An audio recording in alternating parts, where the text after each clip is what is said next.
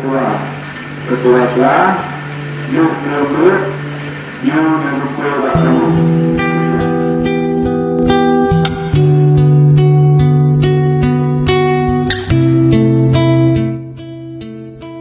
Jadi dalam hadis Nabi ni pegah, may yuridillahu bihi khairan yufaqihu fid din. Seberang kaso yang iradah li Allah kebaikan ke urangnya nyan yufaqihu fid din. Gepemufum fikih, gepemufum agama li Allah ke urangnya. Jadi waktu ke tafsir li ulama khairan inan adalah husnul khatimah, yaitu meninggal dalam iman. Jadi tanda-tanda urang akan husnul khatimah yang di antaranya getem tafakoh dalam agama. Maksudnya getem beut bak daya. Adi menyakamenan janji li Rasulullah keputanyo mantang mengerasa pesimis sebagai seorang santri.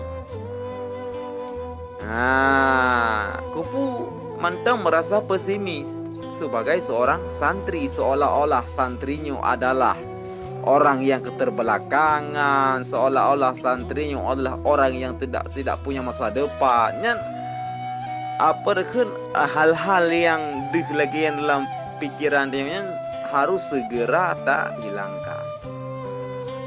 Karena perjuangan terbesar dalam hidupnya, penentunya sehingga waktu meninggal itu pusuul khatimah, husnul khatimah.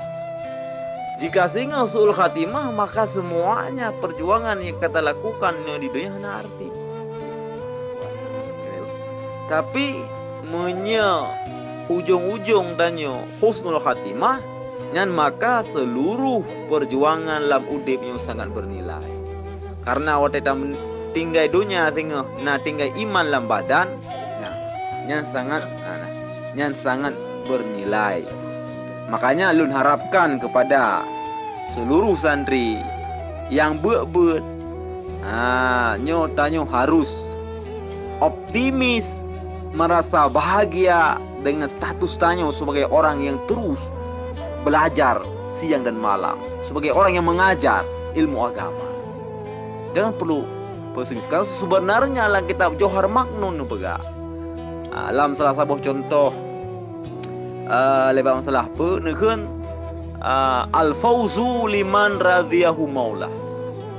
Kesuksesan sebenarnya, hakikat kesuksesan sebenarnya itulah bagi orang-orang yang mendapat keridhaan dari Allah Subhanahu wa taala. Insyaallah, tiang rubun insyaallah bila ni ikhlas untuk li'ala'i kalimatillah, untuk pegang agama, untuk sebarkan ilmu agama, menumpas kejahilan, insyaallah ridha Allah akan selalu sentanyo.